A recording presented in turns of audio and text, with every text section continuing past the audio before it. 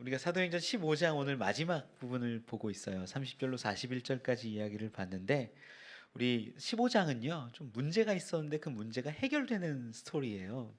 15장 처음에 어떤 문제가 시작이 되냐면 안디옥 지역 가운데 어떤 유대에서 온 교사들이 뭐라고 가르치냐면, 원래 우리가 알고 있는 바울과 바나바가 전하던 복음이 있거든요. 그게 뭐냐면 오직 예수로, 예수 그리스도를 믿는 믿음으로 우리가 구원받는 거야 라고 그렇게 가르치고 안디옥 교회에 전파하면서 지내고 있었는데, 유대에서 온 사람들이 뭐라고 얘기하냐면, 야, 예수 믿어야 돼. 그런데 그거 말고 거기에 할례도 받아야 되고 율법도 지켜야 돼 라고 가르치는 거예요. 우리 15장 다 봤지만 싸움이 일어나요. 다툼이 일어나요. 어떻게 얘기해도 안 되는 거예요. 여러분, 우리가 어떻게 구원받습니까? 예수의 은혜로 구원받습니까? 아니면 예수의 은혜에다가 율법과 할례를 더했을 때 구원받습니까? 전자예요. 전자. 예수의 은혜로 구원받는 거예요. 근데 이게 그 당시로서는, 이제 지금은 신학이 이렇게 정립이 잘 됐지만 안 되다 보니까 분쟁도 나고 다툼도 있고 문제가 있는 거예요. 그래서 안디옥 교회 사람들이 우리 바울과 바나바와 또 이 반대편에 할례와 율법을 전해야 된다라고 해야 된다라고 하는 사람들을 다 예루살렘으로 보내서 사도와 어떤 장로들의 판단을 받게 하자. 그래서 간 거예요. 수많은 이야기들을 합니다. 우리가 뭘로 구원을 받느냐? 그때요, 막 바리새인들이 일어나 가지고 얘기해요. 모세가 전한 율법을 지켜야지, 할례를 행해야지 우리 구원받는 거 아니냐? 얘기할 때에 베드로가 나서서 말합니다. 내가 고넬료 가정에 갔었는데 내가 세례를 주기도 전에 하나님이 성령을 부어주시더라. 그는 할례도 받지 않았고 아무것도 안 했고 우리와 다른 이방인인데 하나님이 그들을 구원하시더라. 어찌 우리도 우리 조상들도 능히 매지 못하던 그 율법의 멍에를 우리 제자들의 목에 감겠느냐? 그거 아니다. 나는 오직 예수 그리스도의 은혜로 이방인이나 우리가 다 구원받음을 믿노라. 이걸 딱 선포하는 거예요. 그랬더니 예루살렘 공회가 정리가 되는 거예요. 아, 맞다. 그래서 야고보와 함께 이제 편지를 쓰자. 편지 써서 안디옥에 이 바나바와 바울과 유다와 실라를 보내 가지고 이렇게 정리되었다라는 것을 알려주자라고 편지를 쓰는데, 그 편지에는 몇 가지 좀 제한 사항도 들어갑니다. 그게 뭐냐면 스스로 삼가라 권면하는 내용인데, 우상의 제물과 피와 목매어 죽인 것과 음행을 멀리하라 라고 얘기하는 거예요. 확인할게요. 여러분, 정리할게요. 이런 것들, 우상의 제물이나 피나 목매어 죽인 것이나 음행을 하지 않아야 구원받을까요? 아니라는 거예요. 그건 뭐냐? 구원받은 자들이 삶을 살아가는 자리에서 최소한 해야 할 어떤 구별됨을 드러낸다라는 거예요. 여러분, 유대인들에게는 이게 유대인들만 먹는 특별한 의식들이 있어요. 피를 다 쏟아야 되고 뭐 이런 것들이 있거든요. 그래서 우상의 제물, 목매어 죽인 것, 피, 그리고 음행, 이게 다 뭐랑 연결되냐면 식문화와 연결돼 있어요. 먹는 거랑 그냥 막 먹는 게 아니라 구별되어 먹어야 돼. 이건 요즘 시대로 말하면 구별된 삶을 살아가느냐에 대한 이야기예요. 우리 세상에서 사는데 어떻게 삽니까? 그리스도인이라고 말하고 교회 다닌다고 말하는데 하나도 다른 게 없어요. 하나도. 똑같이 돈 보고 가고 똑같이 명예 따라가고 똑같이 나에게 이득이 되는 곳이 어딘가를 따라가는 삶이라면 구별이 하나도 안 되는 거예요. 그 당시 사람들이 음행과 피와 목매어 죽인 것과 우상의 제물 같은 것들을 그냥 탐닉하면서 나는 예수 믿습니다 라는 그 모습하고 똑같은 거예요. 여러분, 이것들을 스스로 삼가라고 성경은 권면합니다. 강하게 권면합니다. 그게 우리가 구별되어 살아가는 삶이어야 된다라는 것을 이야기하는 거죠. 이걸 편지로 써서 안디옥 교회에 보낸 거예요. 그 다음 이야기가 오늘 본문인 거예요. 우리 말씀을 읽고 계속 은혜를 좀 나눠 볼까요? 30절과 31절 말씀입니다. 같이 한번 읽어봅시다. 시작. 그들이 작별하고 안디옥에 내려가 무리를 모은 후에 편지를 전하니 읽고 그 위로한 말을 기뻐하더라. 아멘. 그들이요 이제 안디옥으로 간 거예요. 안디옥에 가서 무리를 모은 다음 편지를 읽는데, 여기 읽다라고 표현해 단어가 아나기노스코라는 단어를 쓰는데 그냥 읽었다 이게 아니라 사람들을 모아놓고 낭독한 거예요. 분명하게. 이게 다 복수형으로 돼 있거든요. 여러 사람이 번갈아 가면서 읽고 여러 사람들이 여러 번 읽었을 수도 있죠. 얘기하는 내용이 뭘까? 우리가 정리한 방금 이야기 드린 부분이에요. 우리 구원은 오직 하나님의 은혜, 예수 그리스도의 은혜로 이방인이나 우리나 차별 없이 구원받음을 우리가 믿는다. 그리고 우상의 제물과 피와 목매어 죽인 것과 음행 같은 것들을 스스로 삼가라. 이것이 중요하다라고 알려주는 편지의 내용이었을 거예요. 그런데 말씀을 보다 보면 이것들을 받은 안디옥 교회가 31절에 뭐라고 기록해요? 읽고 그 위로한 말을 기뻐하였더라 이렇게 기록해요. 왜 위로받고 왜 기뻐했을까요? 생각해보면 알 수 있어요. 첫 번째는 이런 겁니다. 지금 예수면 돼 라고 하는 사람들이 주류를 이루고 있었을 것이고 또 일부는 아니 예수를 믿으면서도 할례를 받아야 되고 오직 율법 가운데 지켜서 행해야 우리가 구원받는 거야 라고 주장하는 사람들이 두 그룹이 있었을 거예요. 근데 이 두 그룹 가운데 어땠을까를 생각해보면 피 터지게 싸웠을 것 같아요. 제 생각은. 성경에도 바나바와 바울과 다른 편 사람들이 막 다투었다라고 기록을 하잖아요. 싸우는 거예요. 여러분 이 시대에도요 얼마나 많은 종교인들이 싸우는지 모릅니다. 멀리 가지 않아도 기독교도 똑같아요. 장로교가 있고 감리교가 있고 뭐 성결교가 있고 대동소이하지만 다름을 가지고 싸우고 나뉘어질 때가 있어요. 큰 흐름 보잖아요. 처음에 초대교회가 있었는데 이게 동방교회와 서방교회로 나뉩니다. 그 교회사를 이야기하면 단어 하나 때문에 싸워요. 단어 하나 때문에 치고받고 싸웁니다. 동방교회와 서방교회로 나뉘고 서방교회는 또 어떻게 나뉘어요? 캐톨릭과 개신교로 나뉘어요. 왜 나뉠까? 왜 싸울까? 내가 알고 있고 내가 믿고 있는 구원관이 다르면 거기서부터 헤어지는 거예요. 다른 자잘한 건 신경 안 씁니다. 그래 이렇게도 역사할 수 있고 이렇게도 은혜 주실 수 있지. 그런데 이것만큼은 내가 포기 못해, 용납 못해. 그러면 갈라지는 거예요. 여러분 이러한 상황 가운데에서 안디옥 교회에 온 예루살렘의 공인된 편지와 공인된 이 선교사들의 말이 얼마나 큰 위로가 되고 얼마나 큰 기쁨이 되었을까. 이제는 더 이상 갈라질 필요가 없고 하나가 되었다라는 이야기예요. 야 율법으로 구원받는 게 아니라 이게 오직 예수 그리스도의 은혜로 우리가 구원받는 거구나. 사도행전 15장 10절과 11절 좀 같이 한번 읽어볼게요. 15장 10절과 11절입니다. 같이 읽어보죠. 시작. 그런데 지금 너희가 어찌하여 하나님을 시험하여 우리 조상과 우리도 능히 매지 못하던 멍에를 제자들의 목에 두려느냐. 그러나 우리는 그들이 우리와 동일하게 주 예수의 은혜로 구원받는 줄을 믿노라 하니라. 아멘. 이걸 딱 선포한 거예요. 이방인이나 우리나 예수의 은혜 아니면 구원받을 수 없어. 딱 이야기하니까 이게 얼마나 큰 기쁨이 되고 복음이 되는지요. 두 번째가 위로받고 기뻐했던 이유가 있어요. 어떤 거냐면 유대인들이 뭐라고 불러주는 거예요? 이제는 형제라고 불러주기 시작합니다. 사도행전 15장 23절 같이 한번 읽어볼까요? 23절 시작. 그 편에 편지를 붙여 이르되 사도와 장로된 형제들은 안디옥과 수레와와 길리기아에 있는 이방인 형제들에게 문안하노라. 아멘. 사도와 장로된 형제들이 이방인 형제들에게 문안하노라 이러는 거예요. 유대인들은요 목이 뻣뻣합니다. 교만합니다. 유대인들은요 이방인들을 개만도 못하게 취급하던 사람들이에요.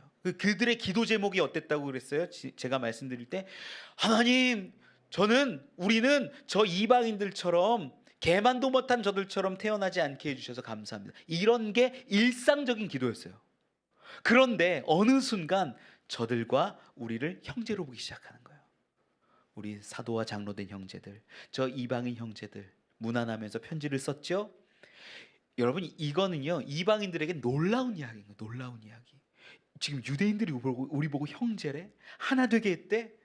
이 소식을 들으면 그 마음 가운데 우리는 변방에서 저 예루살렘 가지도 못하지만 바라보면서 예수 믿고 이렇게 신앙 조금 지키고 있는데 오리지널한 사람들이 인정해주면서 형제라고 딱 품어주니까 마음이 어떨까요? 그래 우리 형제구나. 똑같이 유대인이나 우리 이방인이나 다를 바가 없구나. 위로 받는 거죠.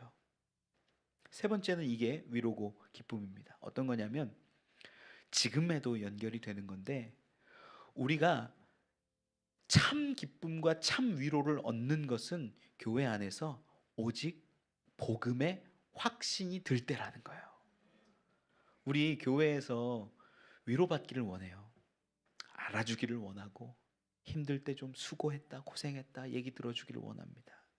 그런데 여러분, 오늘 본문 말씀 가운데 이 말씀을 쭉 선포할 때 이야기를 해주고 있는데, 저들이 왜 위로를 받고 저들이 왜 기뻐하는지를 가만히 생각해 보세요. 아, 우리가 다 하나 되어 형제 되어 오직 예수 그리스도의 은혜로 구원받는구나, 이게 마음 가운데 들어올 때, 즉 복음이 우리 가운데 들어올 때, 그것이 가장 큰 기쁨의 기초가 된다라는 거예요.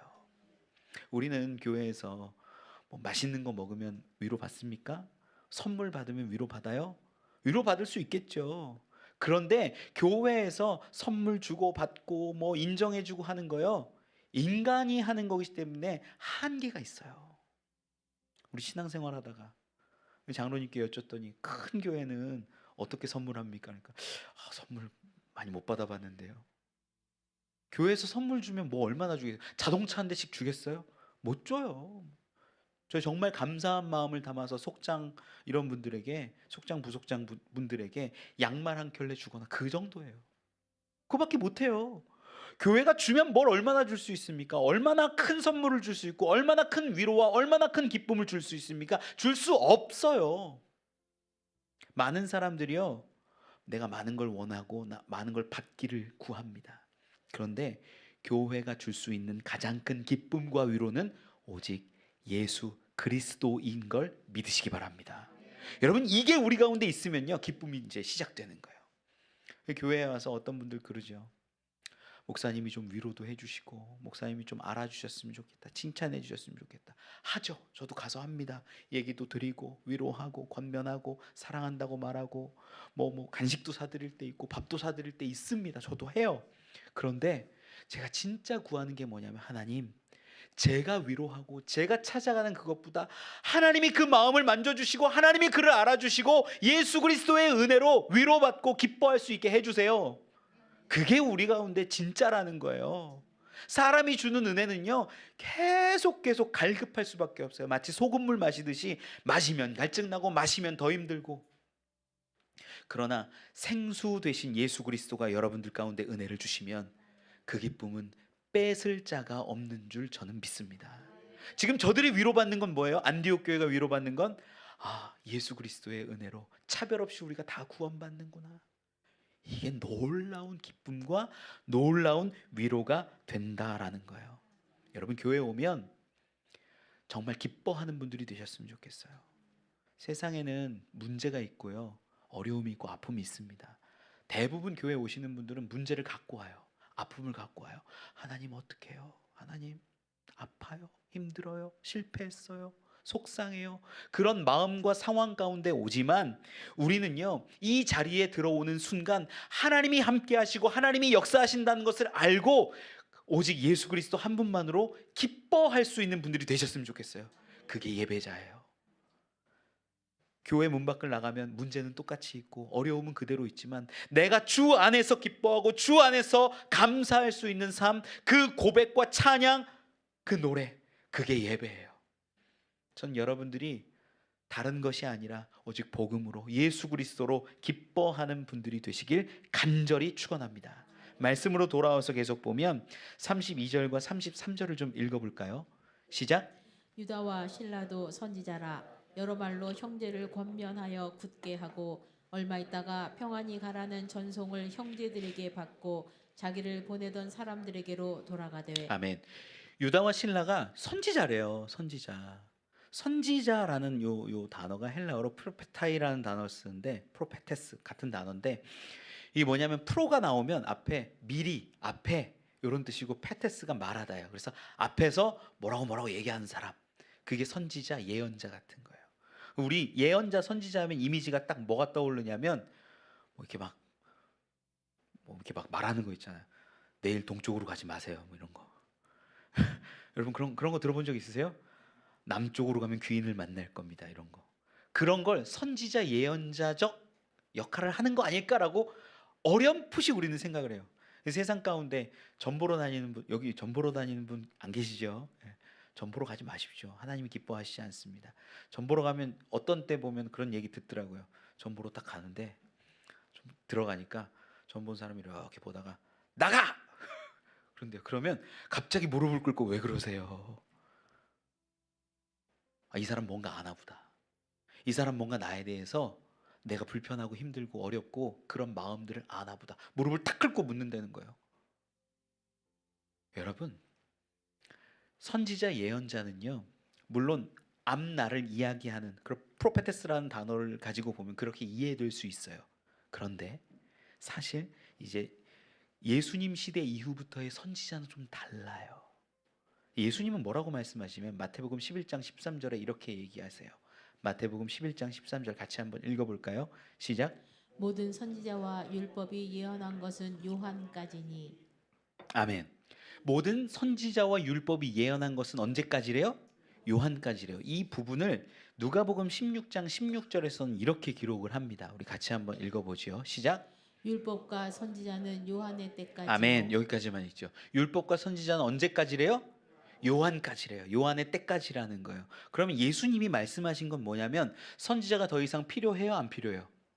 안 필요하다는 얘기인 거예요. 예수님이 야, 선지자는 요한까지야, 이렇게 말씀하셨는데 지금 우리가 읽어보면 유다와 실라는 뭐래요? 선지자라, 선지자라. 자, 사도행전 13장 1절을 가서 보면 바울에 대한 이야기도 나오거든요. 사도행전 13장 1절 같이 한번 좀 볼게요. 안디옥 교회에 있는 선지자들과 교사들이 있으니, 맨 아랫줄에 맨 마지막 사람 이름이 뭐예요? 사울이라. 그러니까 안디옥 교회에 선지자로 누가 있었다? 사울. 우리가 지금 보고 있는 바울. 이 사울이 선지자로 있었다는 거예요. 사울도 바나바도 선지자네. 그리고 오늘 방금 읽은 유다와 실라도 선지자네. 그런데 예수님은 선지자가 요한까지이고 더 이상 필요 없다라고 말씀하시는 것 같은데 뭘까? 이건요, 유대인들의 사고방식 가운데 선지자란 뜻을 알아야 되는데, 선지자가 뭐냐면 히브리어로는 프로페테스인데 헬라어로는 프로페테스인데 히브리어로는 나비라는 단어를 써요. 나부가 말하다인데 나비라는 단어를 쓰는데 그게 뭐냐면 미리 말하다가 아니에요. 앞에 있는 건 뭔가를 보고 얘기하는 그게 아니라 그냥 말하다예요. 뭘까? 하나님의 말을 하고 하나님이 가르쳐 주시는 말씀을 하고 하나님이 알려주시는 것을 이야기하는 것, 그게 선지자예요.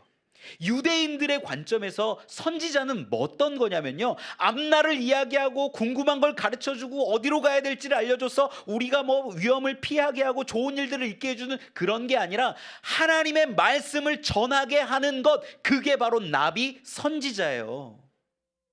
이 관점에서 볼 때 바울이, 바나바가, 유다와 실라가 선지자구나라고 이해할 수 있게 되는 거죠.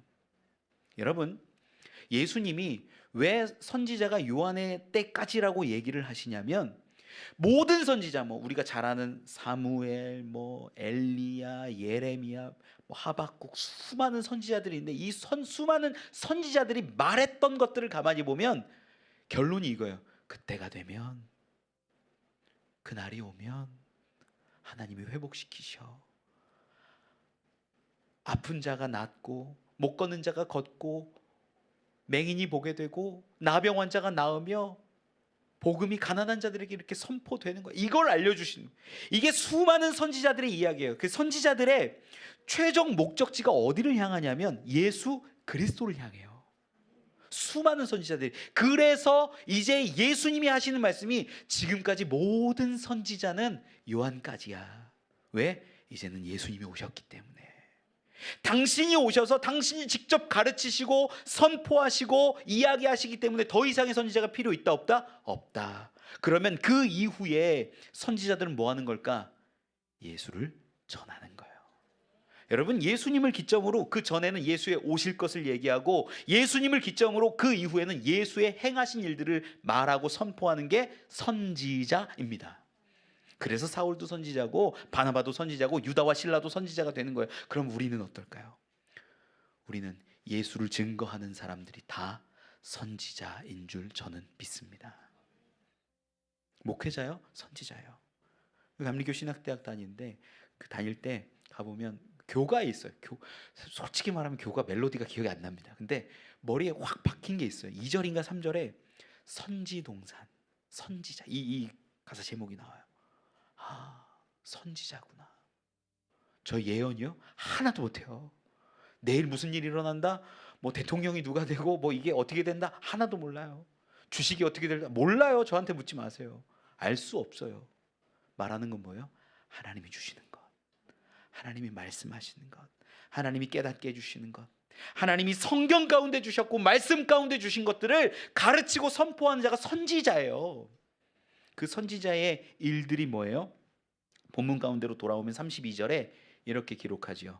유다와 실라도 선지자라 여러 말로 형제를 권면하여 굳게 하고. 예수를 증거하고 예수를 선포하여서 할 수 있는 것 딱 하나가 있는데 그게 뭐냐면 그들의 마음과 그들의 신앙과 그들의 믿음을 굳건하게 해주는 거예요. 다른 거 없어요. 우리에게 뭐 복을 주신다, 뭐 로또 번호가 몇 번입니까? 이게 아니라 우리의 마음과 믿음을 굳건하게 세워서 다른 이야기가 들려오고 다른 시험이 찾아오고 어려움이 찾아오고 우리가 무너지는 실패 상황 가운데에서도 우리의 신앙을 흔들리지 않게 해주는 것이 선지자의 역할이라는 거예요. 선지자의 일을 하는 거죠. 여러분, 이러한 선지자는요 목사님들만 하는 게 아니에요. 어떤 사람들도 하냐? 여러분 가장 주변에 있는 속장 같은 분들도 하는 거예요. 여러분, 속장들이요 정말 힘듭니다. 왜 힘든 줄 아세요? 속회를 드리면 속회원들은 속상한 이야기하고 실패한 이야기하고 뭐 남편이랑 싸웠네, 자식 때문에 어렵네, 별의별 얘기들을 다 하는데 그 말을 듣고 기도하면서 준비하면서 예수 그리스도로 권면해서 그가 흔들리지 않게 굳건하게 견고히 세우기 위해서 이야기해주고 권면해주고 함께 나누기 때문에 그게 어려운 자리라는 거예요. 여러분, 정말로 옆에 우리 속장님 있고 부속장님 있으면 손 꼭 잡아주면서 사랑한다, 축복한다, 고맙다, 나를 그렇게 굳건하게 해줘서 감사하다 인사하십시오. 여러분, 속장들은요 그냥 이야기를 듣고 어려워요, 힘들어요, 속상해요, 눈물 나요 이런 얘기 들을 때 맞아 그랬어 그걸로만 끝내지 말고 정말 기도하면서 예수로 권면해서 굳건하게 세울 수 있는 분들이 되십시오. 그러면 그 모습이 속장과 속회원들이 정말 건강한 모습으로 초대교회의 모습처럼 세워져 나갈 것을 저는 믿습니다. 그리고 나서 오늘 본문으로 다시 돌아와 보면 권면하여 굳게 하고 굳건하게 만들어준 다음에 33절에 평안히 가라는 전송을 형제들에게 받고 자기를 보냈던 사람에게 돌아갑니다. 예루살렘으로 돌아갔다라는 이야기지요. 근데 보면 34절이 없어요. 34절에 없음이라고 되어 있거든요. 이 부분을 조금만 설명을 드리면 이런 거예요. 보통 기본적으로 그 성경은 원본이 없습니다. 모든 성경이 원본이 다 사본이에요. 사본이 3대 사본이라고 하는 게 있어요. 사해 사본이 있고 알렉산드리아 사본이 있고 그다음에 바티칸 사본이 있어요. 이 사본이 세 가지가 가장 정경이라고 불리우는 권위 있는 성경이에요. 그런데 이 성경 세 권에 다 없으면 없는 걸로 봐요. 여기 본문에 그 세 사본의 기록이 있을까요, 없을까요? 없는 거예요. 그런데 다른 사본들에는 있는 경우가 있어요. 이 34절이. 그게 우리가 흔히 보는 이제 그 킹 제임스 그 흠정역이라고 하는데 그 성경에는 이렇게 기록이 되어 있어요. 이게 33절부터 보면 평안히 가라는 전송을 형제들에게 받고 자기를 보내던 사람들에게로 돌아가되 34절에 그러나 신라는 그곳에 남기로 결정하였다. 유다는 돌아갔는데 신라는 거기 남아 있었다라는 얘기가 34절에 킹 제임스 버전 가운데 있는 거예요. 요게 만약에 들어 있으면 자연스러워져요. 어디랑 자연스러워지냐면 40절 말씀에 이렇게 기록하거든요. 본문 40절 좀 읽어볼까요? 시작. 바울은 신라를 택한 후에 형제들에게 주의 은혜의 부탁함을 받고 떠나. 아멘. 바울이 전도 여행 가는데 누구랑 같이 간대요? 신라랑. 신라가 남아 있었기 때문에 신라랑 같이 가는 게 그림이 이렇게 그려지는 거예요.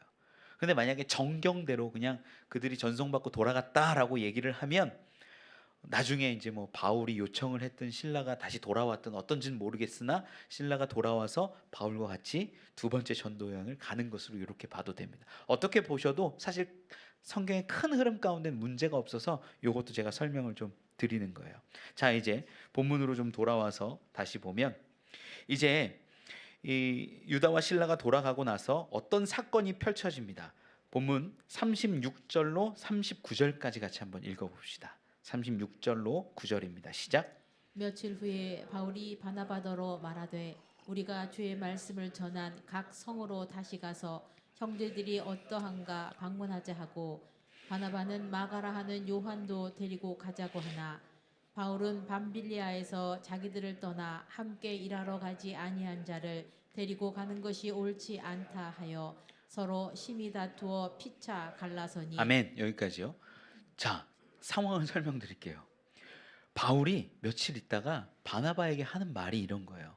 우리 그 전도 여행 갔다 온 데 있지 않습니까? 그 전도 여행 다시 가서 그 사람들이 어떻게 지내는지, 그 교회들이 어떤지, 신앙이 혹시 무너지진 않았는지, 우리가 다 선지자인데 우리가 말씀으로 견고하게 하고 말씀으로 굳게 하는 자들인데 우리가 여기 안디옥에만 있으면 어떡합니까? 우리 다시 돌아가지고 그 교회와 성도들을 좀 보면서 쉽게 말하면 신방합시다 이거예요. 신방. 2000km거든요. 이렇게 돌아왔던 길이 어마어마한 길이에요. 1년이 걸릴지 2년이 걸릴지 알 수 없는 그 길이에요. 그런데 우리 신방합시다 딱 얘기하니까 바나바는 하는 말이 조카거든요. 이 마가 요한이 요한 데려가자. 그러니까 바울이 버럭하면서 그 밤빌리아에서 돌아갔던 그 요한을 데려가는 건 그건 옳지 않습니다 라고 딱 주장하면서 둘이 심하게 다투어서 피차 갈라섰다는 거예요. 갈라섰다. 이 부분을 읽을 때마다 저도 마음이 참 어렵습니다. 하나님의 일을 한다고 하면서도 갈라서는 일들이 있어요. 자, 근데 보면 사도행전 13장 13절에 보면 이런 기록이 있어요. 먼저 어떻게 갈라졌는지를 좀 읽어보면 13장 13절 같이 한번 읽어봅시다. 시작. 바울과 및 동행하는 사람들이 바보에서 배 타고 밤빌리아에 있는 버가에 이르니 요한은 그들에게서 떠나 예루살렘으로 돌아가고. 요한이요 밤빌리아에 이르렀을 때 바나바, 바울 그리고 다른 사람들이 있었는데 여기서 자기는 돌아가겠다고 하고 슉 빠져버리는 거예요. 여기 여러분 기억을 좀 더듬어 보면 앞에 타우러스 산맥이 크게 있거든요. 거기 막 도적대도 있고 어려운 곳이에요. 그래서 돌아갔다라는 주장도 있고 너무 힘들고 지치고 피곤하고 내 체력이 안 되는데 내가 못 가겠다 해서 돌아갔다라는 기록도 있고 그런 주장도 있고 세 번째 주장이 어떤 거냐면 요때 구브로 섬에서 어떤 일들이 있냐면 바나바가 리더였어요. 앞에서 그 앞에까지는 계속 바나바와 바울 이렇게 기록되는데 여기에서 그 바예수와 함께 뭐 사건 일어나고 난 다음에 총독 뭐 일어나고 나서는 바울이 앞으로 나와요. 바울이 리더십을 갖게 되는 거예요. 물론 이건 성령의 리더십이겠지만 이걸 불편하게 여겨서 우리 삼촌이 대장인데 갑자기 왜 바울이 왜 이렇게 치고 나가? 그게 불편해서 돌아갔다라고 보는 견해도 있어요. 알 수는 없죠. 어쨌든 그런데 이 마가 요한이 돌아가는 거예요. 함께 이 놀라운 전도의 사역, 선교의 사역을 감당하지 못하고 돌아가 버리니까 바울은 얼마나 속이 상했을까. 이걸 오늘 본문에서 확인을 하는 거죠. 바나바는요 어떻게든 데려가자. 여러분 이 마음이 어떤 건지를 좀 알아야 되는데 조카기도 해요. 마가 요한이 조카기도 하지만 이 조카를 데려가는 것을 넘어서 기본적으로 바나바는요 성품이 유해요. 착해요. 예전에 바울이 못돼 처먹었을 때 막 기독교인들 다 붙잡고 옥에 가두고 그럴 때에 회심하거든요. 회심해서 이제 내가 예수를 믿어야겠다, 예수 그리스도를 따르고 있는 그때에 다 안 만나요. 바울 무서워서 피합니다. 그때 바나바가 나가서 바울과 사도들을 연결해주고 화해시켜주는 일을 해요. 원래 바나바의 성품 자체가 연합과 유함과 함께하자, 그래도 좀 참고 같이 가자, 이런 스타일이에요. 우리 안에도 그런 스타일들이 있죠. 바울은 어떠냐? 대쪽 같아요. 뭐 끊어지면 끊어지고 부러지면 부러졌지 휘어짐이 없어요. 양보가 없어요. 내가 지금 주의 일 하는데 지금 뭐 하는 짓이야? 그 마음으로 늘 살아가던 게 바울이에요. 그래서 돌 맞아도 번쩍 일어나가지고 일하고요, 사역 감당하고요. 다음 지역은 어디야? 마음 꺾일 만도 한데 또 다음 동네로 가서 복음 전하고요. 또 다음 동네로 가서 선교하고 그래요. 바울은 아주 독한 사람입니다. 이 둘이 꽝 부딪힌 거예요. 바나바는 어떻게든 조카이기도 하지만 이렇게 해서 사람을 걸러내기 시작하면 어떻게 사람을 키우고 어떻게 하나님의 일꾼을 만들겠냐. 그래도 품고 가자. 이게 좀 마음에 드시는 분 한번 손 한번 들어보시겠어요? 바나바의 마음. 네, 그런 분들도 있고 아니야 바울처럼 같이 함께 할 수 없. 제가 이제 바울을 좀 변론을 해보면 이런 거예요.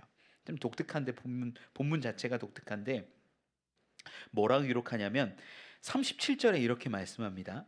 바나바는 마가라 하는 요한도 데리고 가고자 하나. 요한이라고 딱 찍어요.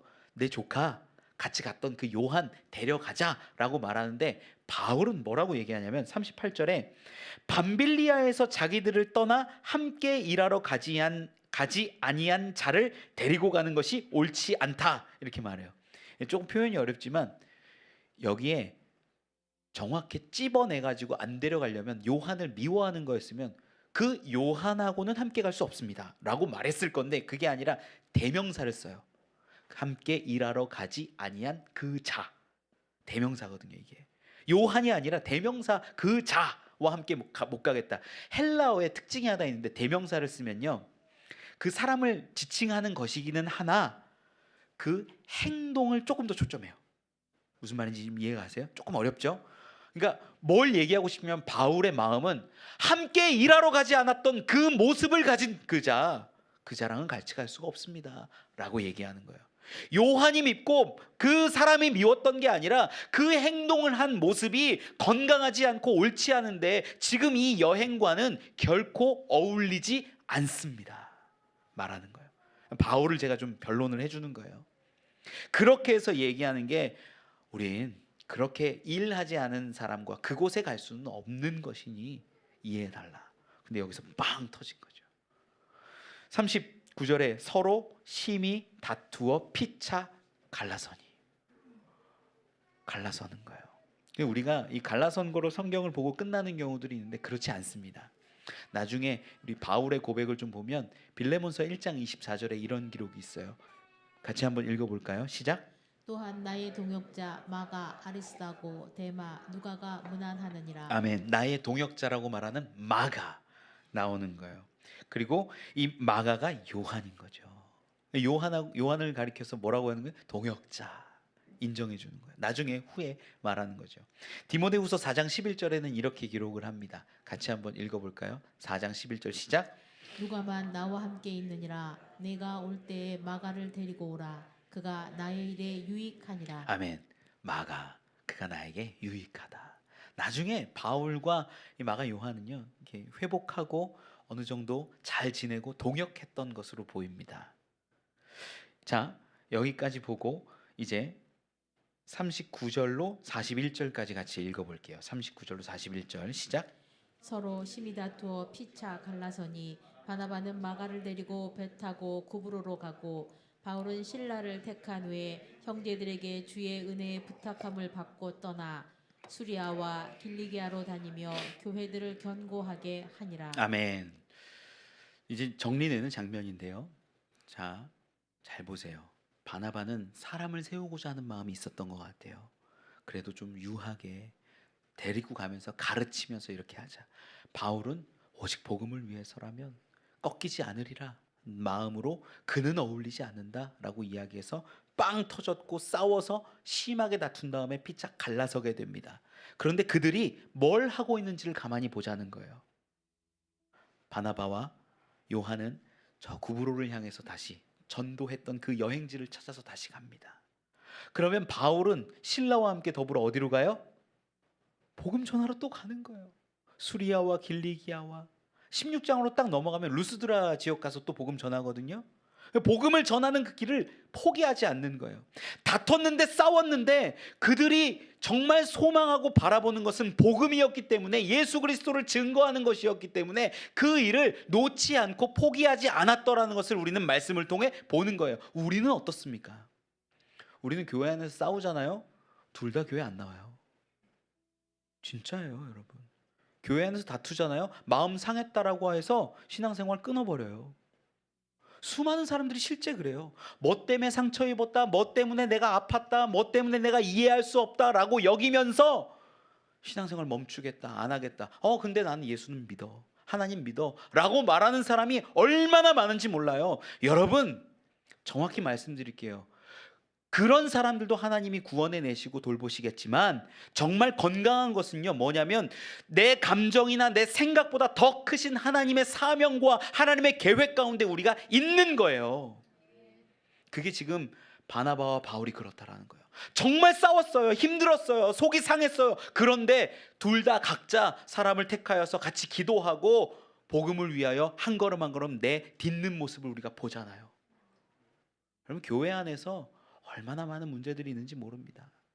서로 속상하고 아프면, 근데 저 사람 때문에 일하기 싫어, 교회도 안 나와, 목사님 싫어요, 안 다녀요. 우리 안에 있는 모습들이에요. 우리의 모습들이에요. 여러분, 그게 아니라 더 멀리, 더 높이 이제는 시선할 수 있기를 소망합니다. 한 주간 제가 아침 기도회 때 우리가 계속 보고 있는 그 큐티 책 가운데 마태복음을 봤어요. 마태복음을 보는데 10장이 왜 이렇게 제 가슴을 후벼 파는지 모르겠어요. 마태복음 10장이 사명을 주시는 장이거든요. 마치 누군가를 보내서 복음 전해라, 바울과 바나바를 보내듯이 복음을 위해 살아가라라고 명령하시고 가르쳐 주시는 내용들이 있거든요. 마태복음 10장 1절에는요 이렇게 기록을 합니다. 10장 1절 조금만 읽어볼까요? 시작. 예수께서 그의 12 제자를 부르사 더러운 귀신을 쫓아내며 모든 병과 모든 악한 것을 고치는 권능을 주시니라. 아멘. 처음에 부르신 자들이 누구냐면 제자들이에요. 제자들을 불러서, 얘네들이 아무것도 힘도 없고 능력도 없고 권세도 없거든요. 아무것도 할 줄도 모르거든요. 기도도 할 줄 몰라서 기도도 가르쳐 주셨던 예수님이에요. 그런데 이들에게 뭘 주시냐? 귀신을, 또 병을, 약한 자들을, 그런 것들을, 모든 것을 하실 수 있는 권능을 주시는 거예요. 제자들인데 아무것도 없는데 권능을 주세요. 그래서 예수님이 보내세요. 2절에 보면, 10장 2절에 보면 이렇게 기록합니다. 12 사도의 이름은 이러하니. 뭘로 바뀌었어요? 제자에서 12 사도로 바뀌어요. 아포스톨로스인데, 사도가 뭐냐면요, 지금으로 따지면 대사 같은 거예요. 대사. 누가 보냈어요? 예수님이 보낸 거예요. 부족하기 짝이 없는 사람들을 제자로 불러낸 다음에 권능을 주고 힘을 주고 능력을 준 다음에 뭘로 보내신다? 나를 대신할 수 있는 대사로, 사도로 그들을 보내시더라라는 거예요. 여러분, 예수님의 보냄은 이런 거였습니다. 그런데 이 10장 말씀을 잘 읽잖아요. 10장 말씀을 읽다 보면 예수님이 분명하게 말씀하세요. 이거 보내는 건 누가 보내는 거예요 지금? 예수님이잖아요. 이 모든 일에, 모든 사역에 권능 주심의 주체가 누구예요? 예수님이잖아요. 그러다 보니까 너희 사마리아인에게도 가지 말고 저 이방인에게도 가지 말고, 6절 말씀에 보면 오직 잃어버린 이스라엘 사람들에게 가라고, 잃어버린 그 양들에게 가라고, 가야 할 곳과 가야 할 방향과 어디 순서까지도 다 정해주세요. 여러분, 이렇게 나아가는 사도적 삶을 살아가는 사람들에게요, 뭐라고 예수님이 말씀하시냐면요, 야, 배낭도 들지 마, 돈도 들지 마, 두 벌 옷이나 지팡이나 갖지 마. 10절 말씀 이렇게 얘기하는 거예요. 10절 말씀 끝에 보면 이렇게 기록하죠.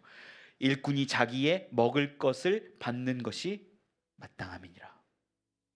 너희 먹는 거, 너희 입을 거 내가 책임져. 너희 두 벌 가질 필요도 없고 돈 가질 필요도 없고 지팡이 가질 필요도 없어. 왜? 이 일은 누가 보낸 거니까? 내가 보낸 거니까. 예수님이 말씀하시는 거예요. 이 일은 내 일이야, 내 일. 네가 하는 것 같이 아닌 내 일이야. 그러니까 내가 먹이고, 일꾼 먹는 거 당연한 거야. 그러니까 걱정하지 마, 염려하지 마. 이게 마태복음 10장의 1절, 2절, 6절, 10절 우리가 본 부분이에요. 그런데 중간쯤 가서 예수님의 표현이 확 바뀌어요. 16절에 가보면 같이 한번 좀 읽어봅시다. 시작. 보라, 내가 너희를 보냄이 양을 이리 가운데로 보냄과 같도다. 그러므로 너희는 뱀같이 지혜롭고 비둘기같이 순결하라. 아멘. 권능도 주셨는데, 귀신도 쫓아내고 약한 것을 고칠 수 있는 권세를 주셨는데 왜 갑자기 이리때 가운데 양으로 보낼까? 이거는요, 세상의 가치관과는 전혀 다른 싸움에 대한 이야기예요. 이 부분 16절을요 수많은 사람들이 잘못 이해하고 잘못 해석합니다. 제가 옛날에는 어떻게 봤냐면, 우리가 이리떼 가운데 양으로 가기 위해서는 비둘기처럼 순결하고 뱀처럼 지혜로워야 그 이리떼에게 안 먹혀 죽고 끝까지 걸어갈 수 있습니다. 그럴듯하죠? 이게 잘못된 거예요. 여러분, 이리떼 가운데 양이 가는 건요, 죽으라고 가는 거예요. 죽으라고 가는 거예요. 살려고 가는 게 아니에요. 아, 내가 비둘기처럼 순결하고 뱀처럼 지혜로워서 이 문제 샥샥 피하고 어려움 확확 해가지고 잘 이겨내야지, 그 얘기하는 게 아니에요. 이 얘기는 그곳에 가서 죽으라는 거예요. 왜 죽으라고 할까요? 권세도 주고 권능도 주고 하나님의 사명을 주셨는데 왜 예수님을 대신해서 그곳 가서 죽으라고 할까? 이 10장 말씀 가운데 쭉 내려가다 보면 이제 자기 십자가를 지지 않는 자도 나에게 합당하지 않다 말씀하시는 거예요. 이게 뭐냐? 예수님처럼 죽으라는 거예요. 그 뒷부분 넘어가잖아요. 야, 육신을 죽이고 멸할 수 있는 사람 두려워하지 말고 너의 영혼과 육신을 멸할 수 있는 그분만 두려워해, 얘기하시는 거예요. 뭐예요? 죽는 거 두려워하지 말고 너의 영혼과 육신까지 다 죽일 수 있는 그분을 두려워하라고 이야기하시는 거예요. 자, 10장 이야기가요, 예수님의 사명 이야기거든요. 제 사도들을 보내는 이야기거든요. 근데 성공하고 잘 되라는 얘기가 아니라 가서 죽으라는 거예요. 죽으라. 뭘 위해서 죽으라? 복음을 위해서, 예수가 그리스도 되신다라는 이 놀라운 사실을 전하기 위해서 너희는 순결해야 되고 지혜로워야 되고 이리때가 너희를 뜯어 먹을지라도 너희는 거기서 버텨내야 돼. 자기 십자가 지고 끝까지 죽음을 맞이하더라도 이겨내야 돼. 그러면 어떻게 돼? 그럼 상을 잃지 않는다는 얘기가 나오거든요. 그 이리때들이 양을 물어 뜯다가 그 이리때들이 주님을 만나면 또 다른 한 마리의 양이 되어서 걸어가게 된다는 얘기를 하시는 거예요. 그게 예수님이 살아온 인생이고 십자가를 지신 모습이고 우리에게 사명자로 부르고 계시는 모습이에요. 여러분, 우리 어떻습니까? 우리는요, 대부분 사람들이 감정의 지배를 받아요. 내 감정. 나도 아니에요. 내 감정의 지배를 받다 보니까 싸우고 불편하면 안 해. 내가 지금 하나 봐라. 신앙도 떠나고 교회도 떠나고 봉사도 떠나고 별의별 모습으로 자기 마음대로 살아가요. 아니요, 감정의 노예가 되지 마세요. 우리는 하나님의 종이에요. 하나님이 우리를 부르시고 우리에게 가라 말씀하시면 하나님을 대신해서 가고 예수 그리스도를 대신해서 가는 사람들이라는 거예요. 우리는 언제까지 내 감정에, 내 마음에, 내 생각에 주인 노릇하여서 내가 할 수 있다 없다, 내가 간다 안 간다, 내가 이렇게 가겠다 안 가겠다, 그렇게 살아가시겠습니까? 내가 정해요? 아니요. 하나님이 정할 거 다 정해 주십니다. 마태복음 가운데도 10장 가운데 얘기해요. 야, 붙잡혀가고 공회에 붙잡혀가서 채찍 맞고 죽을 때 할 말 뭔지 모르지? 아버지의 성령이 말할 것을 깨닫게 하시리라 말씀하시는 거예요. 내가 말하는 게 아니라 하나님이 다 깨닫게 하시고 다 이끌어 가시는 거예요. 그걸 바울과 바나바가 알았다라는 거예요. 그래서 싸웠지만 피차 갈라섰지만 우리가 내 뜻대로 가는 거 아니야. 하나님이 붙잡으셔서 가게 하셔서 복음 전하는 것이고 우리를 보내셔서 그분의 뜻에 따라 순종하여 내 십자가 지고 가는 거야. 그렇게 하는 거예요.